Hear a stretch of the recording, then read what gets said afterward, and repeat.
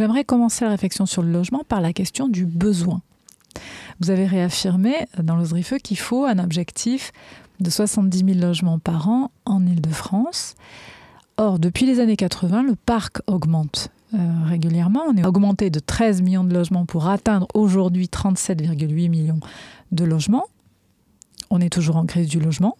Est-ce qu'on a vraiment besoin de 70 000 logements, comme c'est réaffirmé depuis plusieurs années dans l'Osdrif? Il faut dire ça aux gens qui bossent et qui dorment dans leur voiture. C'est la réalité de ce qu'on vit dans des secteurs tendus. Alors effectivement, il y a plus de logements aujourd'hui qu'il y a 20 ans, 30 ans ou 40 ans à l'échelle du pays. Vous savez, en 1930, avant-guerre, vous viviez à 8 dans une ferme avec 80 mètres carrés. Parce que vous aviez les grands-parents qui vivaient avec les parents, avec les enfants, et on ne divorçait pas.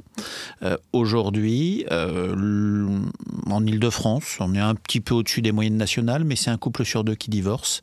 On vit plus longtemps. Les personnes âgées ne sont plus au domicile de leurs enfants. Le taux d'occupation moyen par logement n'a cessé de diminuer. Et effectivement, même si on prend sur un panel temps un peu plus restreint que celui de parler d'avant la Seconde Guerre mondiale, on était à plus de 3 occupants par logement au début des années 80. On est à peine au-dessus de 2 aujourd'hui. Et l'une des réalités de la crise du logement, c'est que le logement ne s'est pas adapté au changement de mode de vie et à l'explosion de la cellule familiale traditionnelle.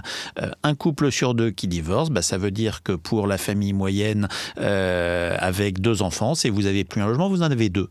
C'est une réalité sociologique et démographique.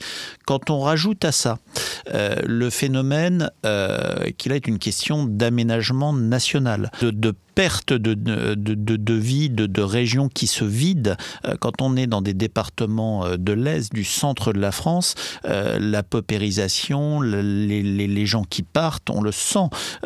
Des communes comme Saint-Dizier, où on essaye de travailler avec le maire de Saint-Dizier et avec Grand Paris Aménagement pour créer des passerelles. C'est des communes avec du logement qui est vide, qui ne se remplit pas, y compris du logement social.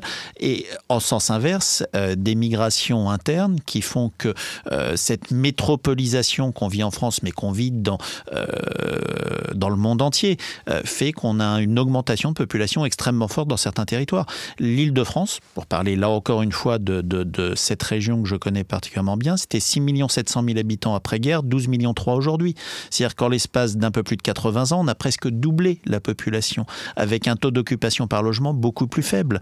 Donc, changement de cellule familiale, migration interne avec des régions et des départements qui se sont vidés, là où d'autres ont inversement connu des accroissements de population extrêmement fortes. C'est vraiment les phénomènes métropolitains et puis l'arc méditerranéen, l'arc atlantique, où on retrouve ces accroissements de population. Troisième facteur qu'on va retrouver dans les zones tendues, pour le coup, celles où on manque déjà de logement, parce que c'est pas ce qu'on va retrouver quand on est en Corrèze, en Haute-Loire. C'est la question de la sortie de logement du parc locatif. Sortie qui est due à 2 choses, soit la location touristique, qui est un phénomène qui a pris une explosion, ce qu'on appelle le phénomène Airbnb, quand on est à Paris, quand on est dans la région de Bordeaux, quand on est dans la région de Nice.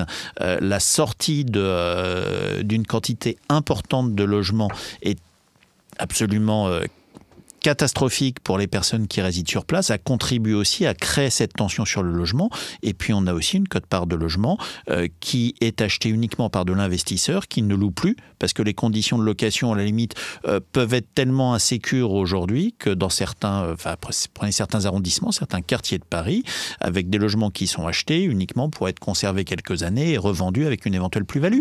Et on a cette déperdition là aussi. Donc oui, aujourd'hui on manque de logements. Oui, aujourd'hui on a besoin de logements supplémentaires. Pas partout.